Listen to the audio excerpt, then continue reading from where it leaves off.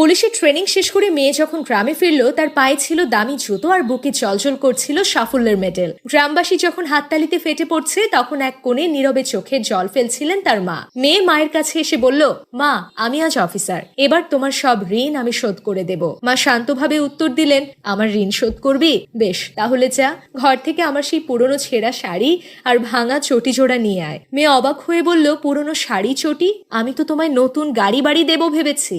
মা বললেন, ওসব পরে হবে, আগে যা বললাম নিয়ে আয়। মায়ের কথা মতো মেয়ে সেগুলো নিয়ে এলে মা বললেন, এবার এটা পরে একটা দিন গ্রামের রাস্তায় ঘুরে আয়। পরদিন সেই ছেঁড়া শাড়ি আর ভাঙা চটি পরে বেরোতেই মেয়েটির পৃথিবীটা বদলে গেল।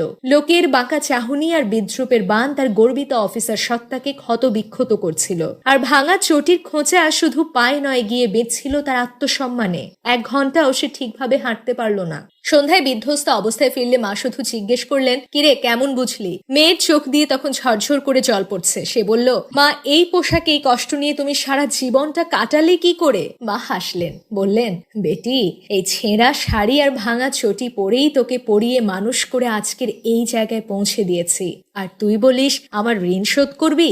এক মুহূর্তে মেয়ের সমস্ত অহংকার চূর্ণ হয়ে গেল। সে মায়ের পায়ে লুটিয়ে পড়ে কান্নায় ভেঙে পড়ল। বলল, তোমার এই ঋণ শোধ করার ক্ষমতা আমার কোনো দিনও হবে না মা। মায়ের নিঃস্বার্থ ভালোবাসাকে সম্মান জানালে কমেন্ট লিখুন, ধন্যবাদ মা বাবা।